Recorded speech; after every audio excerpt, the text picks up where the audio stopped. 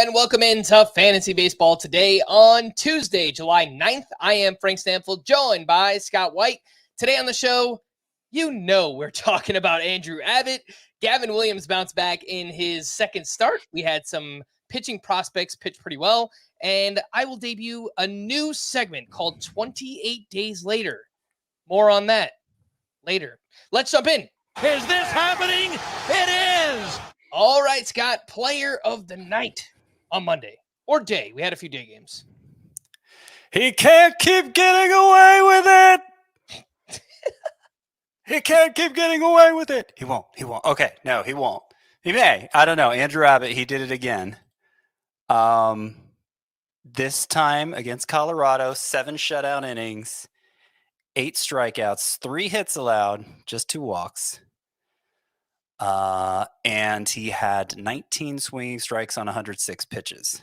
So he thoroughly dominated this start, which, even though he's managed to keep runs off the board all year, the lack of domination is obviously what bothered us. The reason we didn't think he could keep getting away with it. The reason most of the ERA estimator showed he couldn't keep getting away with it, FIP, xFIP, both approaching 5, is because few strikeouts, many walks, many home runs. Andrew Abbott, really bad on all 3 legs of the FIP triangle, and yet managing to keep runs off the board nonetheless. Well, this was a start, like I said, where he thoroughly dominated. I would say it was his best start of the year. Certainly the 19 swinging strikes were his most on the year, and just the 4th time this year he had double-digit swinging strikes in a game, at least according to his Baseball Reference game log. So, did he turn over a new leaf here? Probably not. I will note he was facing the Rockies on the road, which is probably as favorable of a matchup as there is. He was, meaning the Rockies were on the road, not the Reds, because that would be a less favorable matchup. But you got what I was saying. And it's especially favorable matchup when the Rockies are in your home. That sounds weird. Sounds kind of creepy, right? It's an especially favorable matchup when the Rockies are away from Coors and just left Coors, because they have that Coors hangover effect where their minds are having to adjust to a more typical elevation and typical movement of pitches. So Andrew Abbott had that working for him. Having said that, his sweeper was up 1.6 miles per hour, and he threw it more, 24% of the time versus 16% because it was working so well. So that probably contributed to him getting so many whiffs too. If every start looked like this for Andrew Abbott, of course, we'd have nothing negative to say about him. But this was his best start of the year, I will reiterate. And unless he starts having more starts like this, I will continue to say, as Chris says, as Jesse Pinkman says, he can't keep getting away with it. You know what's even better about this bit is that Andrew Abbott kind of looks like Jesse Plemons from the show. Yeah. I just realized that, and I'm like, all the Breaking Bad. Jesse Plemons from Breaking Bad or Jesse Plemons from El Camino? Oh, gosh. Well, I hope not El Camino, because put on a few pounds for that performance. But yeah, I think he kind of does look like him. Anyway, yeah, I'm not going to reiterate everything that you said. The sweeper usage stood out to me. The fact that he threw it more and that it was different in this start. The velocity was up, and looks like there was 4 less inches of vertical break and 4 less inches of horizontal break on that sweeper. So just throwing it harder. Maybe it was just a tighter sweeper, not as loopy as previously. But overall, he was dominant in this outing. And I don't know, like, obviously, if he can build off of this, you picked him up for a 2-start week. You don't need to just go out and drop him right away. Let's see how the second start goes later on this week. But a reminder, his previous 2 starts before this, he had 10 walks to 4 strikeouts. And something like that is just not sustainable to pitch well while walking that many batters versus striking that many out. So great performance here for Andrew Abbott. And if he can do anything like that again in his second start, then maybe we will begin to build more confidence in him moving forward. Player of the night for me is going to be Gavin Williams, who looked much better in his second start. And this one was at the Tigers. He threw 5 1/3 shutout innings, 4 hits, 1 walk, 5 strikeouts, had 11 whiffs on 89 pitches, 5 on the curve, 3 on the fastball, 3 on the cutter. Did a good job limiting hard contact in this one, and did change the pitch mix from his first start. He threw a lot more curveballs in this one. It was a great pitch for him last year. It was a great pitch for him in this start as well. And Gavin Williams continues to use that new cutter instead of the slider that he used last year.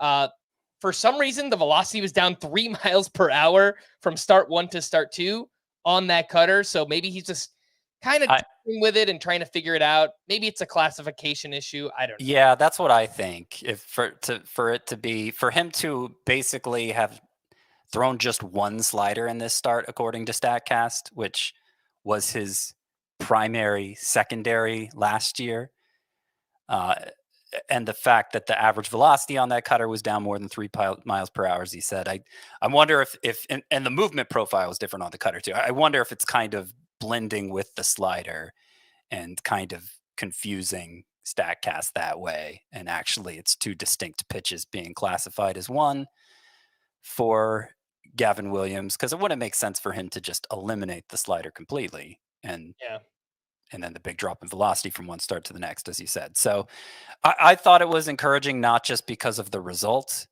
for Gavin Williams, but because he did bring back in those breaking balls that were so good for him last year. The curveball, as you said, increased use. And I think the slider he was probably got back to using more too, even though the data doesn't reflect that yet. Obviously, the results were better. And that first start was against the White Sox, remember, which made it especially troublesome. Like, what's going on with Gavin Williams? Well, I think he can breathe a sigh of relief after this start. The only thing that I push back a little bit on is that the cutter was still 88 miles per hour in this start. Last year, his cutter was 85 miles per hour. So that still seems like a pretty big difference in velocity. I don't know. It could be related, whatever it is. I mean, Gavin Williams bounced back in this one. He looked much better. And I will point out that his fastball velocity has been way up in his first 2 starts. He averaged 97.5 miles per hour in this one with the fastball. Last year, 95.7. So up almost 2 miles per hour on that fastball. And it's a really good fastball. So yes, I believe I called Gavin Williams either a sleeper or a breakout for the second half on our Friday podcast last week. And I am sticking with it. I'm pretty excited about what he can do in the second half. He's up to 79% rostered, maybe out there in some of the shallowest leagues. But yeah, if you picked up Gavin Williams, I would feel pretty good about that right now. Thanks everyone for watching us live. We do appreciate you. Make sure to hit that like button and subscribe to the channel. If you haven't already, it's youtube.com/fantasybaseball today. And if you enjoyed the audio podcast, make sure to drop a 5-star rating and review on both Apple and Spotify. We really do appreciate it. Let's take our first break, and when we return, we'll get into the news and notes right after this. Football action continues. Are you ready for this? Ready to take chances? As the gridiron is taken over by the Great White North. It's time to storm the fortress. It's time to fight on the battlefield. Catch the Canadian Football League on CBS Sports Network. Welcome back in the news and notes. Mike Trout jogged on the field and hit some soft toss on Monday. He should progress to batting practice in a few days. He's working his way back from a torn meniscus in his left knee, I believe. Oneil Cruz was removed Monday due to his hamstring tightening up on him. Manager Derek Shelton said they did this out of an abundance of caution. I saw some speculation that it might have just been a cramp instead of like a hamstring strain or a pull or anything like that. So we'll see if Oneil Cruz is in the lineup here on Tuesday.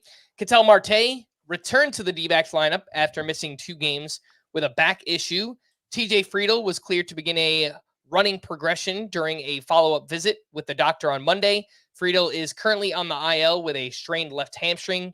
He's 60% rostered, and I think now is the time to pick him up, Scott. He was one of my sleepers for the second half. I love him. I love TJ Friedl, and I never dropped him in the leagues where I picked him up last time, except maybe one that was really shallow. But I tried not to drop TJ Friedl because I still think there's a lot to like there. His power plays in Cincinnati, even though there's not a lot of raw power. it works in that venue. And of course, he runs a lot and he bats leadoff when he's healthy usually. And I agree that as long as he stays healthy, and he's come back and gone back on the IL a couple times now, but as long as he can stay off the IL, I think good things are in store for TJ Friedl still. Who do you think is better rest of season? Once he returns, obviously. TJ Friedl or Jared Kelenic? Oh, I have Friedl ranked higher by 15, 20 spots probably. Mm-hmm. Yeah, it's probably time for me to move Kelenic up a little bit. He has been really good since being moved to that leadoff spot, but I do agree. I think I would take TJ Friedl as well. Jordan Montgomery will throw 20 to 25 pitches in a bullpen session on Tuesday. He is on the IL with a right knee injury. Merrill Kelly will throw a bullpen Tuesday. He's on the IL with a right shoulder strain and is not expected back until mid to late August. Eduardo Rodriguez will also throw a bullpen on Tuesday. Lots of D-backs pitchers on the mend here. He is yet to make a start this season due to a left shoulder injury. Merrill Kelly is 78% rostered. Erod is 52%. Who would you rather stash, Scott? Merrill Kelly or Eduardo Rodriguez? I think Merrill Kelly's the better pitcher. See, I had Merrill on my mind, and so I said Bettle. Merrill Kelly is the better pitcher, and if they're just now throwing bullpen sessions, I imagine they're on about the same timeline. So I'm going to say Kelly, who is more rostered already, it turns out. Would you take either of those D-backs over Kershaw or Jeffrey Springs? No. I'd rather have Springs and Kershaw, who I imagine will be back sooner anyway. I have not looked into what Jeffrey Springs is doing, but I had a few people reach out and point out that he has been pretty good on his rehab assignment. Last start for Springs came at AAA on Wednesday of last week. He threw 4 shutout innings with 6 strikeouts to 0 walks. I think we had an email about Jeffrey Springs versus Shane Baz. I think we'd all take Baz, right, over Springs. Just because he's in the majors, right? Let me double check my rankings. I was working on those earlier today. I have Baz 62nd and Springs 65th. Ooh, it's close. So it's very close. Yeah. Springs is more proven at the major league level. So the good thing about opting for Springs is he can occupy an IL spot for now. When for Baz, he prevents you from having another bench option. So I think that's very close. My rankings say Baz just because he's back, but I wouldn't blame you if he went Springs instead. All right, some rough luck for Parker Meadows, who was placed in the IL with a right hamstring strain. He was performing quite well in 3 games since being recalled, but then tweaked that hamstring on Sunday, and now he is out. The Nationals option DJ Herz back to AAA. He definitely showed some flashes in those 2 great starts, the double-digit strikeouts, but his other 5 outings were pretty bad. So has to work on some consistency. I don't know long-term if there's, a great pitcher there with DJ Herz, but showed some flashes. I think he's still their 5th starter, by the way. We're going to see this. We're going to see a lot of this week, where with the All-Star break coming up, teams aren't going to need a full rotation for a while. And so they're going to option guys with options to bring in more bullpen help or any kind of help that they need. Bryce Elder was promoted to start Monday against the D-backs. Chris Sale was pushed back to Tuesday in order to get him an extra day of rest. And Bryce Elder was fine. He had more walks than strikeouts, so I don't know that there's anything there with him. The Braves also selected Eddie Rosario's contract from AAA. He was starting in left field on Monday night. He is 3% rostered. He's a name that could matter in deeper leagues at some point. NL only, 15-team roto leagues, things like that. Stuart Fairchild was placed in the IL with a spine disc injury. And we have some trade rumors here, Scotty. I believe when is the trade deadline? It's the 30th, 29th? I feel like they keep pushing it back, not moving it forward. Right. So, it used to always be July 31st, but they've been moving it around quite a bit. July 30th. July 30th, you're right. Earlier this time. There you go. So we are exactly 3 weeks away from the trade deadline. And here's the latest. The Phillies are keeping a close eye on Brent Rooker. The Cubs are preparing a potential sale with Cody Bellinger, Nico Horner, and Jamison Tyone expected to draw interest. According to Craig Mish, there is a growing belief that Jazz Chisholm could be traded away from the Marlins, and the Rangers could look to trade away players on expiring contracts at the deadline. That would include Max Scherzer, Michael Lorenzen, Andrew Heaney, David Robertson, and Kirby Yates. Is it fair to say that the Diamondbacks won the Jazz Chisholm Zach Gallen deal? Yeah. I mean, I guess we'll see what the Marlins get for Jazz Chisholm, but I would imagine it's not what they could have gotten for Gallen if they still had him. Yeah. It's kind of that weird trade with Manzardo and Savali, right? And then the Rays just dumped Savali for some prospect recently. So that was one of the strangest deadline deals I've ever seen. I don't know if there were any other pieces involved, but it was just two up and comers being exchanged at the trade deadline. That's, I feel like you don't see that a lot. Yeah. One prospect update: the Reds promoted outfield prospect Rhys Hines from AAA in 77 games down in the minors this season. He was only batting .216.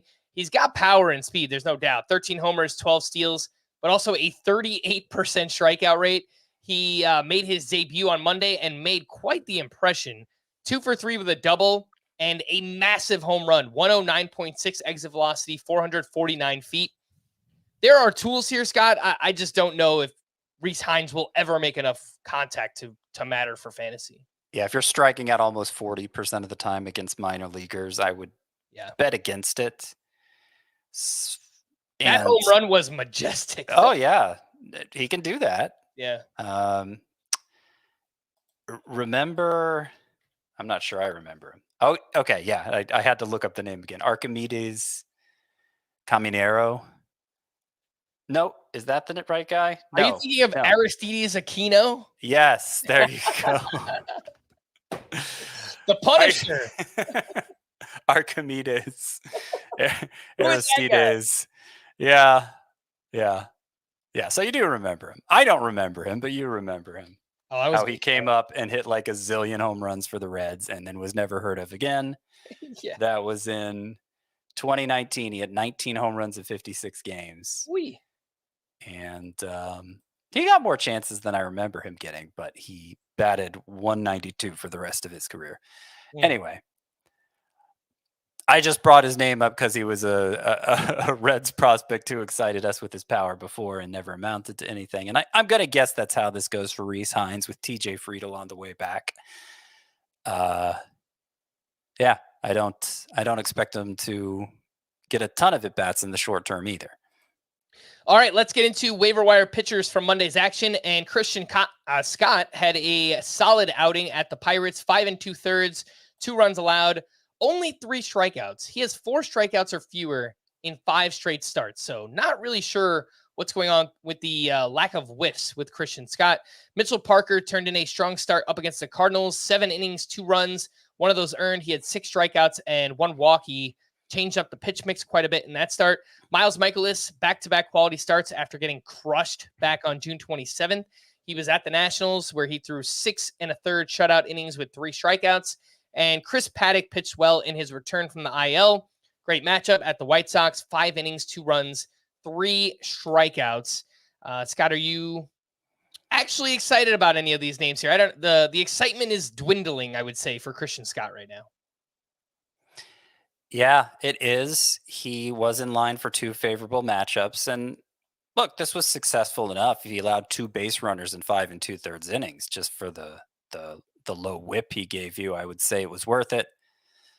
But he has been underwhelming in terms of strikeouts. And it continued in this start, just 3 5 2/3 innings. As I said, I think the last time he started in his grand return to the majors, he's the sort of pitcher who has to get whiffs with his fastball. Did better with that in this one, 5 whiffs on the fastball, but that's on 57% fastballs. So it's not like it was a great rate. He had only 1 whiff on his fastball in his previous start, remember. And rookie, obviously, could improve from here, but I would say, given what's still a fertile environment for pitching in fantasy, I I am not eager to drop a ton of pitchers I currently have rostered in my leagues. I don't know if you're the same way, Frank. I feel like Scott would be one of the easier cuts on the teams where I have him. I am encouraged by this Mitchell Parker start because he had been trending the wrong direction. Only one quality start in his previous 5. But this was a really good start. And of his 11 whiffs, 6 came on the slider, which he hardly used before. He had thrown it 8% of the time this season. He threw it 25% of the time in this start. And like I said, I got more than half his whiffs. For the little bit he used it before, it's had a good whiff rate. And so it's nice to see Mitchell Parker trying different things to get out of the sort of rough patch he was in. And maybe this opens up new potential for him. Even though he had struggled recently, Mitchell Parker still has a 3.44 ERA, a 109 whip on the year. Great control, keeping that whip down. And I would say, is he more rosterable than Christian Scott? Maybe after this start he is. I don't think they're in vastly different categories. The underlying numbers are a little bit better for Parker than they are for Scott. I would imagine so. Yeah. I think that's totally defensible, ranking or just wanting Parker on your fantasy team more than Christian Scott right now. 2 pitching prospects that pitched well. Yilber Diaz of the D-backs. A great debut up against the Atlanta Braves. 6 innings, 1 run, 5 strikeouts. He had 9 whiffs on 83 pitches, a 3-pitch mix, 58% fastball, 33% slider, 10% curve. Really good spin rates on that slider as well. And Keider Montero of the Tigers, back-to-back quality starts. Tough matchup up against the Guardians, and he pitched really well. 6 1/3 shutout innings with 4 strikeouts. He had 8 whiffs on 73 pitches, so really efficient. Recording 19 outs on just 73 pitches. Anything here, Scott? Keider Montero, Yilber Diaz. Well, Yilber Diaz was one of the biggest risers among pitching prospects this year, I thought. For him to come in and have a debut this good, I was pretty encouraged by it. And part of what made it encouraging is he got a decent number of whiffs on his fastball. It averaged 96. It peaked at 98. It's the pitch that I feel like got the most attention in the scouting reports. Also, I'm looking at his pitch selection at AAA. He had a cutter that he threw 1/3 of the time. He didn't even reveal it in this start. So he may have simplified things, given that it was his first start in the majors. We see pitchers do that often when they're first called up. Try not to get too fancy, but there may be even more variety for Yilber Diaz going forward. But I thought he looked good. He threw 64% of his pitches for strikes. Remember, walks were an issue we talked about in the minors. But that's a decent strike rate. Walked only 1. The ERA was over 4 in the minors, but again, AA, AAA for the Diamondbacks, really hitter friendly. I think the stuff looks good for Yilber Diaz, and I think he'll be sticking around after this strong debut. Maybe he'll get sent down tomorrow because the All-Star break's coming up. I don't want somebody to throw those words back at me, but I think they'll probably slot him in as their 5th starter for the start of the second half with all those pitchers they have on the mint. Mm-hmm. Anything on Keider Montero of the Tigers? Yeah, he's, like I said last time, the changeup and slider both have good whiff rates. And so every time he has a decent performance, and this is 2 in a row now, it makes me wonder if he could be something. The minor league track record's pretty bad. So I'm more skeptical than not, but I don't want to just completely dismiss him since some of the individual pitches have interesting characteristics. Mm-hmm. Are you looking to add either right now? Like maybe Yilber Diaz in a deeper league, or just kind of wait for now? Yeah, that I would prefer to add Yilber Diaz over Keider Montero. I don't think either needs to be added in standard size leagues, but anything 15 teams or deeper, I think it's time to look into Yober Diaz. Sure, not for like a big bid or anything, but if you have somebody to drop, I think there's enough upside there that you could make a play for him. I don't think either of these pitchers matter for fantasy, but they both pitched well on Monday. Chris Flexen and Ryan Feltner. Anything with those two? I agree that they don't matter. All right, so let's keep it moving. Waiver wire hitters for Monday's action. Brooks Lee, another multi-hit game, 2 for 5 with 2 RBI. Both of his hits were singles. He has multiple hits in 4 of 6 games since being called up, and he's up to 63% rostered on CBS. Is he the second most added player from this past weekend? Ben Rice was number 1, no surprise there. Brooks Lee was number 2, and Jose Miranda was the third most added hitter. And Nick all of that makes sense. Yes, it does. Nick Gonzalez picking things back up after a recent slump. 2 for 4 with a double, a run, and RBI. Last 12 games, he's batting .289. He's got 4 doubles, 1 steal. No homers, though. Nick Gonzalez has not homered since June 15th. I assume you'd rather have Brooks Lee, Scott, at this point? I think you gotta try for as much upside as you can get there. Not that Nick Gonzalez has none, but Lee is the more enticing. Like if we're calling them prospects, I understand Gonzalez is no longer officially carries that label, but if we're calling them prospects, I think Lee is the more exciting prospect. Gonzalez, I'll note, has much better numbers away from Pittsburgh than in Pittsburgh, which makes sense. It's always been a difficult venue for right-handed hitters.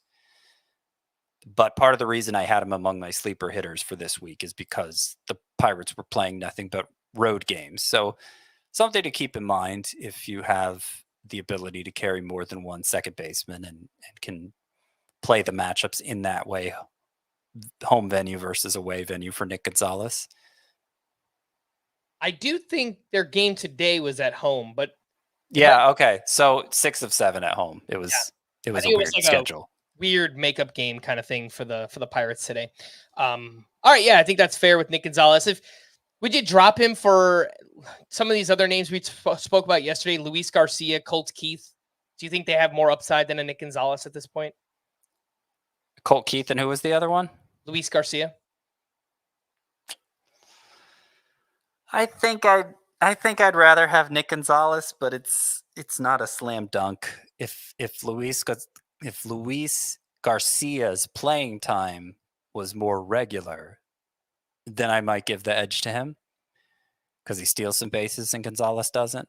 But I think with the playing time situation as it is, I like Gonzalez enough that I'll stick with him over those two. All right, some hitters in deeper leagues that should be out there on many waiver wires right now. Joshua Palacios has been picking up some playing time with the Pirates recently, 1 for 4 with his first home run, 2 RBI, has started 3 of the past 4 games with the Pirates. Angel Martinez is a prospect with the Guardians that we have not spoke about, and he went 2 for 4 on Monday. He's 8 for 20 so far. He has started 5 games in a row for the Guardians, has hit second in the lineup in each of those. Trevor Larnach went 1 for 4 with his 9th home run. He added a walk, and very odd, his home run traveled 382 feet. He also had a flyout that traveled 404 feet, and it would have been a home run in 7 out of 30 ballparks. So just an interesting little takeaway there for Trevor Larnach. Matt Wallner, 2 for 4 with his second home run. He had 2 hard hits over 111 miles per hour. And Leody Taveras has been picking things up recently, 5 steals in his past 17 games. Scott, are you interested in any of these names in deeper leagues? Taveras, Wallner, Larnach, Angel Martinez, and Josh Palacios. Well, I talked about Trevor Larnach as a potential second half breakout. All the data looks great for him. Exit velocity readings, the strikeout rate is vastly improved from his previous stints in the majors. And I think he could be a breakout pick in the second half. Not that he needs to be added in standard size leagues yet, but somebody to keep an eye on. I think the most intriguing upside of this group belongs to Trevor Larnach. Is it Angel Martinez or Angel Martinez? However you want to pronounce it. He is somebody who gets on base a lot, looking at the minor league track record. And so far in the majors has done the same. Has walked 8 times in his first. Actually, this isn't even the updated number. Did he walk today? He did not. So eight times in his first 7 games. Yeah, I have 8 walks and 2 strikeouts so far. Yeah. And so it makes sense why the Guardians are batting Martinez second. He doesn't have a lot of raw power, like the exit velocity readings aren't impressive, but he did hit a relevant number of home runs in the minors, I would say. He had 5 in 102 at-bats this year. Prior to getting the call, he had 14 in 525 at-bats last year. Good pull rates, which help contribute to that. And I'm not saying he needs to be added much of anywhere yet, but I do think there may be something here with Angel Martinez worth keeping an eye on. Okay. I was trying to listen to some highlights to see if they would say his name, and they did not say his first name. So the mystery. I'll call him Angel for now. Mm-hmm. I'll look it up right after this. Let's take our final break, and when we return, 28 days later, what is that? I don't know. We'll find out right after this. Oh, Lord, disaster! Mark number 1, high speeds across the board. Time has come to decide the top team of the year. The battle is on. 28 days later, inspired by the 2002 zombie horror classic with my guy, Cillian Murphy. Big fan. Is he your guy? Yeah. Big fan of Peaky Blinders. Great show. Have you watched Peaky Blinders? No, not yet. I'll get around to it. Do you plan on it? Yeah. It is over, so you can watch it now. I'm allowed to watch it according to my own watching rules because it is over. Yes. And so it's on the list. Yeah. No, I'm a fan. I think he does great work. I liked Cillian Murphy in Batman Begins. He was good there. I'll tell you that much. He's great in Oppenheimer. Yeah. There, you see, guys, I've seen some movies. I've seen some shows. I've seen some things that are not Adam Sandler related. Just nothing pre-2004. No. Honestly, this segment, I've been building it up. It's just a reason to talk about players who've either been really good or really bad over, you guessed it, the last 28 days. So we will start with the good. I have 5 names here who we pretty much have been expecting to be good, but they have taken it to the next level over the past 28 days. And that includes CJ Abrams, who's batting .388 with 4 homers, 4 steals, and 21 runs scored, almost as many walks as strikeouts during this stretch. Ian Happ, .295 batting average, 7 homers, 22 RBI, a .1062 OPS. Brian Reynolds, .330 with 8 homers, 1041 OPS. Christian Walker, we know he had that crazy run in Dodger Stadium recently. .297 batting average, 10 homers, 23 RBI, 984 OPS. And Willie Castro, a name we haven't talked too much about, but he's been really good. .317, 3 homers, 22 runs scored, 3 steals, a 914 OPS.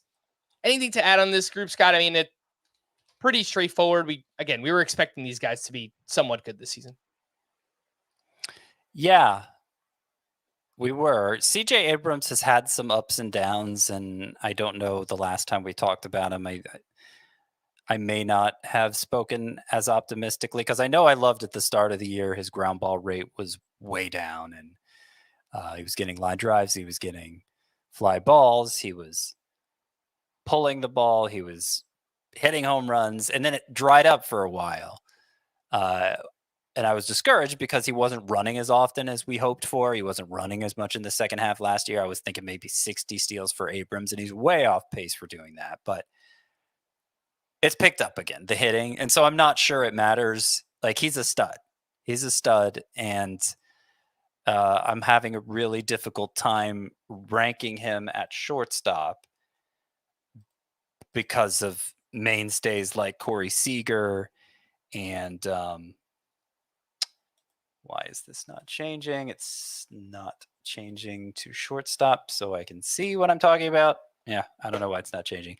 But yeah, mainstays like Corey Seager and others who are in that same vicinity, Trey Turner, I think I've decided I have to have Trey Turner ahead of him. But like CJ Abrams has been a stud, even in points leagues. His point per game production is, again, I got logged off of CBSSports.com, so I'm not going to be able to answer this. I have to log back in first. Sorry. Go ahead and talk. It's going to take a minute. CJ Abrams is someone I've noticed. Yeah, he has almost as many walks as strikeouts during this stretch, as I mentioned. And I actually do have him ahead of Corey Seager in Roto. Did I move him ahead in points? Yeah, I have CJ Abrams ahead of Corey Seager in both formats. And it's not really a knock on Seager because he's been really great over the past like month or month and a half. But Abrams has also been really good this season. So okay, here's the numbers I wanted. 3.45 points per game for Abrams, 3.08 for Seager. That's a big difference. Yeah. And so that's ultimately why I made that move too. Of course, Seager, what he did last year, he was well over 3.45 points per game. But you know, it's not like Seager's 2023 is the standard form necessarily either. He's kind of, I know we've gone from talking about CJ Abrams to Corey Seager here, but Seager has kind of slipped into the having the BABIP issues that he had in 2022. Remember his first year in Texas, the year before the shift ban, where he ended up hitting only 245 because his BABIP was so low. He's kind of having some of that going on this year too. And I'm not so quick to dismiss it as a fluke, given that it's the second time in 3 seasons. Mm-hmm. I don't know. I can't really explain it. Maybe it is a fluke, but I'm not just going to immediately dismiss it as a fluke. 5 other names that are hitting well over the last 28 days. They could be out there on waivers. Jesse Winker, 286 batting average, 4 homers, a 962 OPS. Cedon Rafaela, 333 with 4 homers and 3 steals. Jock Peterson, 273 with 6 home runs, a 916 OPS. Michael Busch, this one surprised me. I didn't realize he's been good. But 316 batting average with 3 homers, 902 OPS. Lots of walks, a 13% walk rate during that time. And Spencer Horwitz of the Blue Jays, 338 batting average, 10 homers.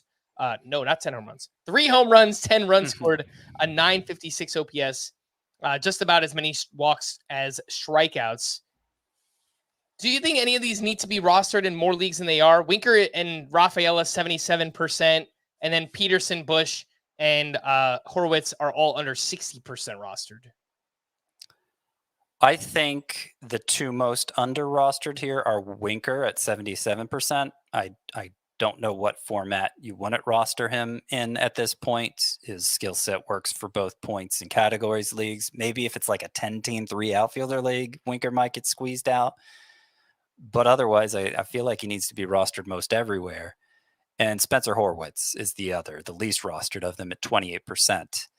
It probably needs to be closer to 60. I'd rather have Spencer Horwitz than Jock Peterson, I think. Michael Busch. They're all in the same range, let's say, and they're both rostered 50 to 60%, whilst Horwitz is down there at 28%. He's eligible at second and first now. Started just DH only. So it's become more versatile, great hit tool, walks a lot.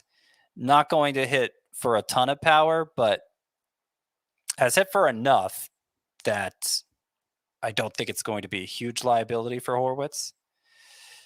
So I would say those 2 are the most under rostered here. I do like what Rafael is doing. 77% sounds about right, though. Michael Busch, of course, has been a favorite of mine for a long time. And he's hot, as you point out. He's one of my sleeper hitters this week with the Cubs having 7 righties on the schedule. I wish that he wasn't striking out 28% of the time during this hot streak. Yeah. Because that needs to improve. For the season, it's even higher than that. It's a prohibitive strikeout rate, I would say. And he's a rookie, so that doesn't mean he's going to strike out at this rate for his entire career. It's not like strikeouts were a huge issue for him in the minors. But I'd be more convinced that Michael Busch had turned the corner here and was going to live up to all the potential I think he has if during this hot streak, he wasn't striking out so much.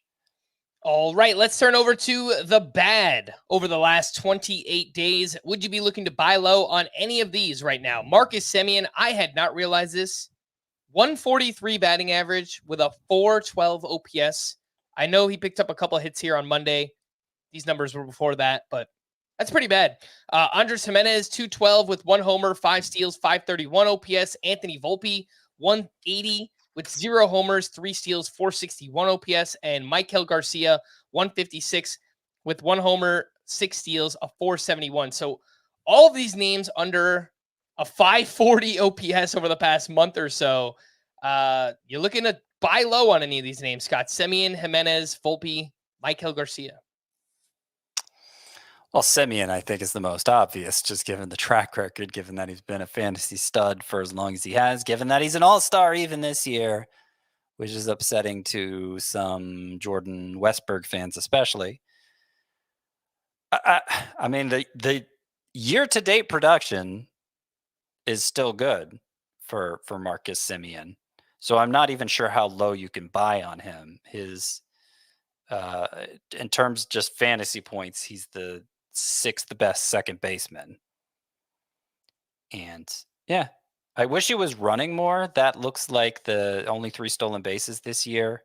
Yeah. But that's kind of been an issue for the whole Rangers lineup. And he did lose a fair number of steals just last year too. Went from 25 in 2022 to 14 last year. So I don't know that that's going to be a big part of Semien's game, even if he picks things up, but good plate discipline still. And yeah, the track record speaks for itself. I would bet on him turning things around. Andres Jimenez probably will too. It's a little harder to get enthusiastic about him because at his best, he's kind of a middling option for 12-team leagues. But I expect a lot of steals for him. I expect the batting average to be decent in the second half. I think the most questionable of this group are Anthony Volpe and Maikel Garcia. I would be more inclined to bet on Volpe because of where he bats and who he bats in front of. But Garcia is... I guess their skill sets are kind of similar, right? Garcia does hit the ball harder, but in a worse venue, worse lineup, less of a prospect pedigree. Those are the 2 I'd say you'd most successfully could buy low on, but they're also the 2 that I'm least confident you're actually buying low on. Let's fire up the drop-o-meter for the rest of these names and try and move through this a little bit quicker. But Alex Verdugo, 204 batting average, 2 homers, 573 OPS over the last 28 days. He's still 85% rostered. Where would you put Verdugo on the drop-o-meter, Scott? 1 to 10. Oh, probably like an 8. Even in 5 outfielder leagues, I think it's justifiable. Maybe not deeper 5 outfielder leagues. I imagine he'll get hot again at some point, but the upside's only so high. Would you drop him for Jesse Winker, who we mentioned earlier? Yeah. Yeah, I think I would do that as well. Ezekiel Tovar, 188 batting average with 2 home runs, a 515 OPS. He is still 86% rostered. When you chase pitches and swing and miss as much as Tovar does, Scott, I think this is just part of the package that you get year long with him. But what do you think? Where is Tovar on the drop-o-meter? Probably about an 8 as well. You know what? Maybe I'd be a little more reluctant to drop Tovar in like a standard roto league where you have that extra middle infield spot to fill than I would Verdugo, because he contributes in a wider variety. Like he has more home run power. He actually hasn't run as much this year as I thought, but he's more capable of stealing bases than Verdugo is. But they're about in the same category. It depends on. I feel like we've had a lot of emerging in middle infield options lately that make it easier to justify. So Yeah, I'll say 7, I guess, instead of 8 for Tovar. Yeah, I think a 5. I'm just going to split it down the middle. Like, if you play in a points league, I think you could drop Tovar. If you play in a categories league, I think you probably should hold on to him. Rhys Hoskins, batting 179 with 3 homers, a 590 OPS, has not looked the same since returning from that injury.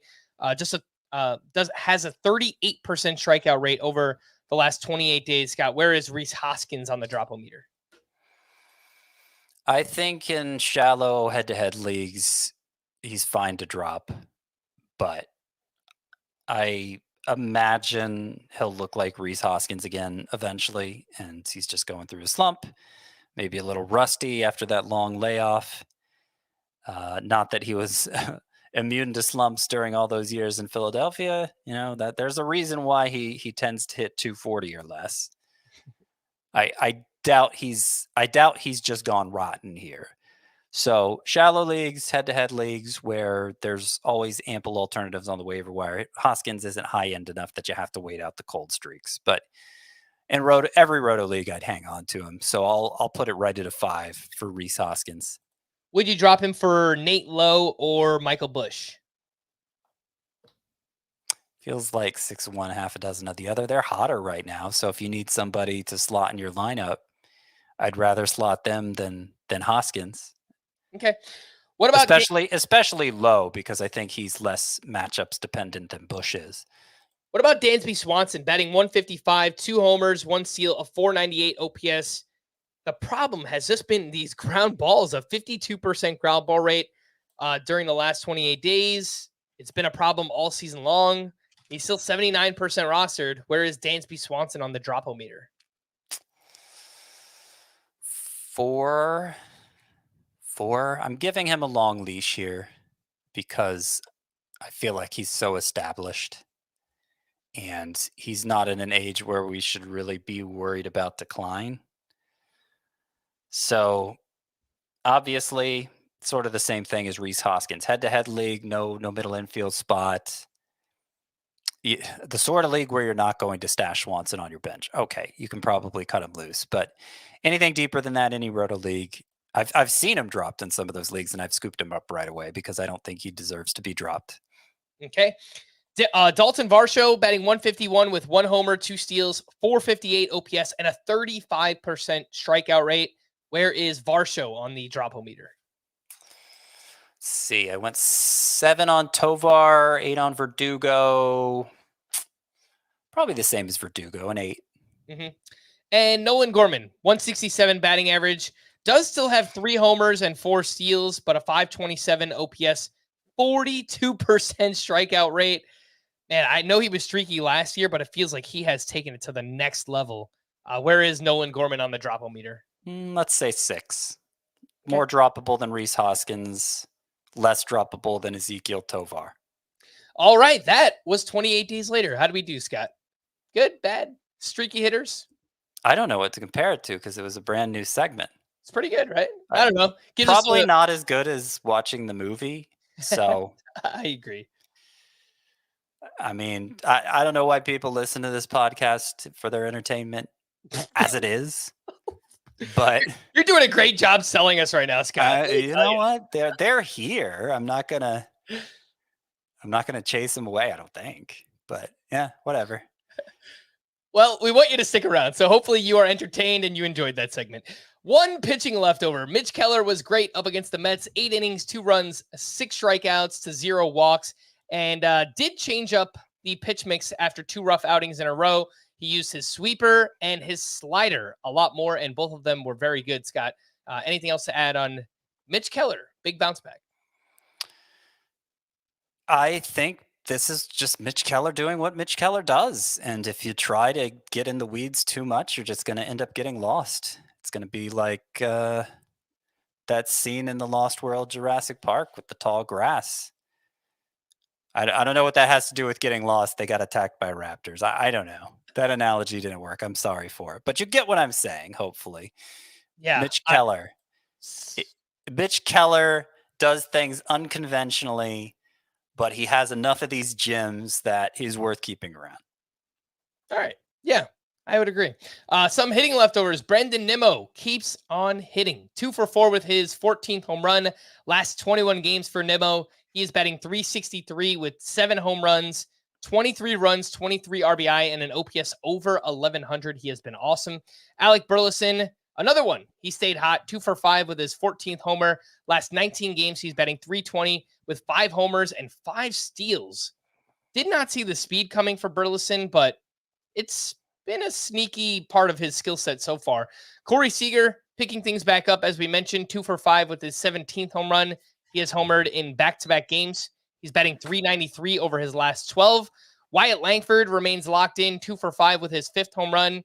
He was moved up to the cleanup spot. They actually moved Adolis Garcia down in the lineup. Last 27 games. I should have included him in the segment, right? 28 days later. Wyatt could have just added one more. Yeah, .343 batting average, 4 homers, 6 steals, and OPS close to 1,000. And Paul Goldschmidt, a name we haven't talked about in a while. He went 2 for 5 with his 12th home run.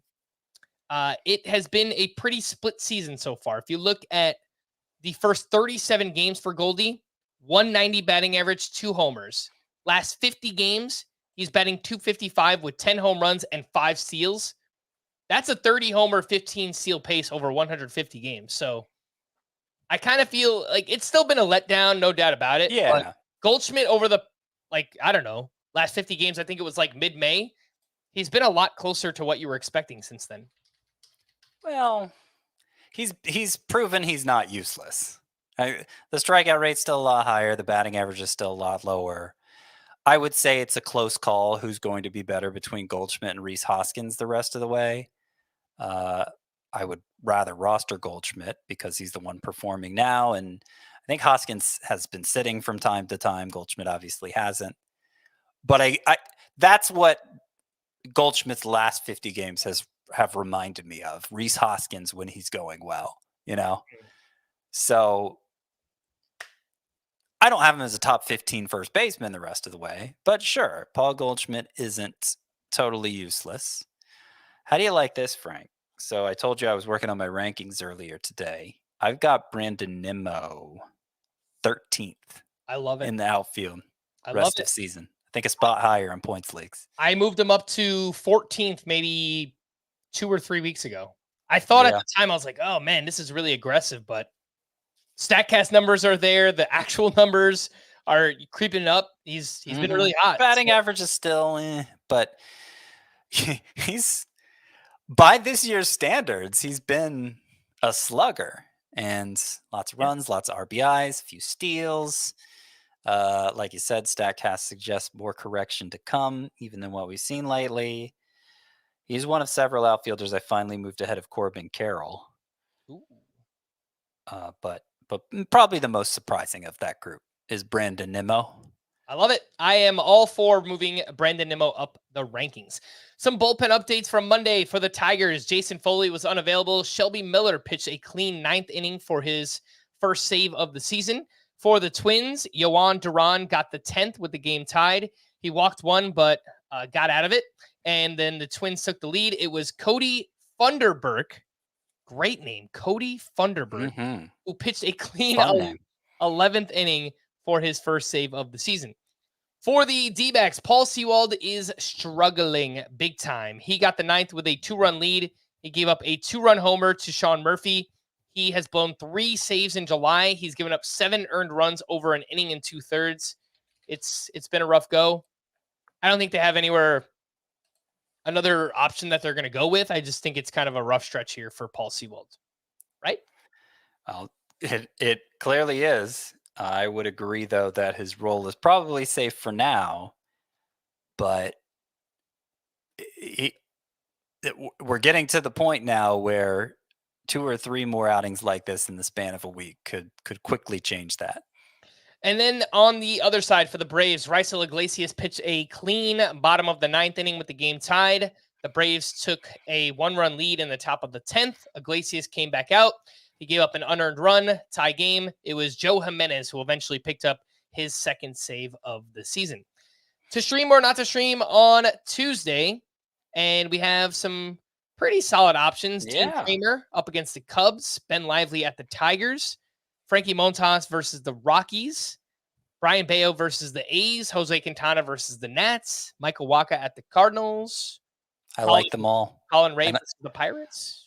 I like that a little less, but it's not terrible. I would rank them. I mean, this may be the best streaming day of the year, honestly, because I usually don't like streaming these guys.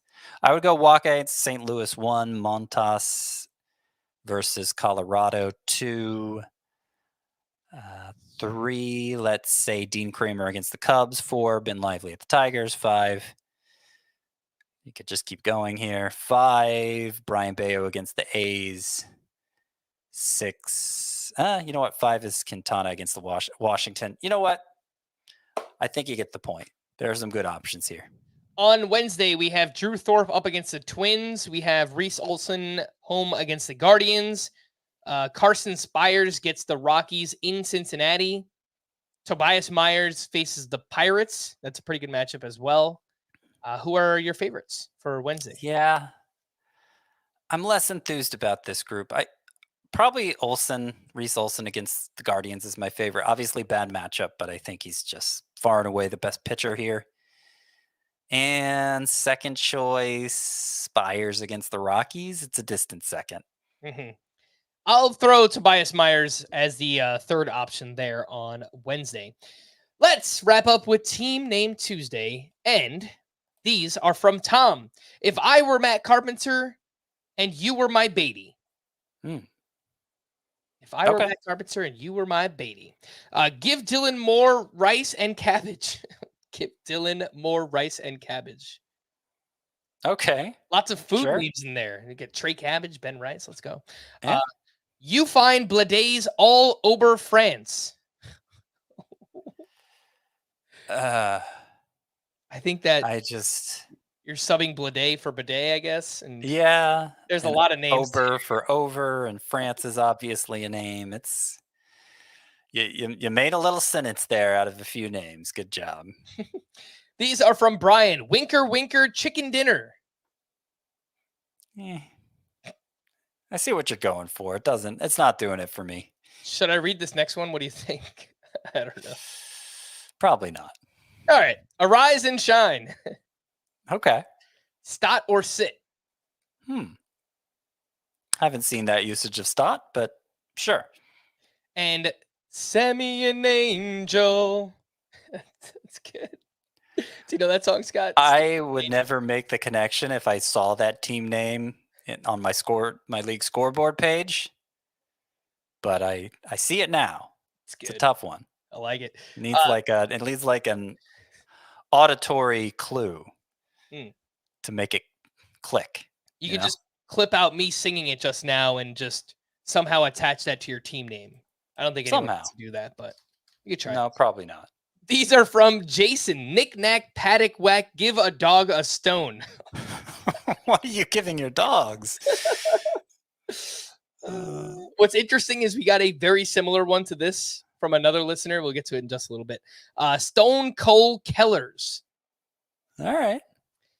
And amateur close pro far. Amateur close pro far. Maybe I'm not reading it right. Is amateur only there because it's like the opposite of pro? Right? Maybe. I don't know. It sounds dumb, Jason. Not going to lie. Jason also sent in some Breaking Bad themed team names. Okay. And he sent in, I am the one who knacks. I am the one who knacks. Okay. Meisenberg. Whose name are we using there? Casey Mize. Oh, okay. All right. Mike Trout.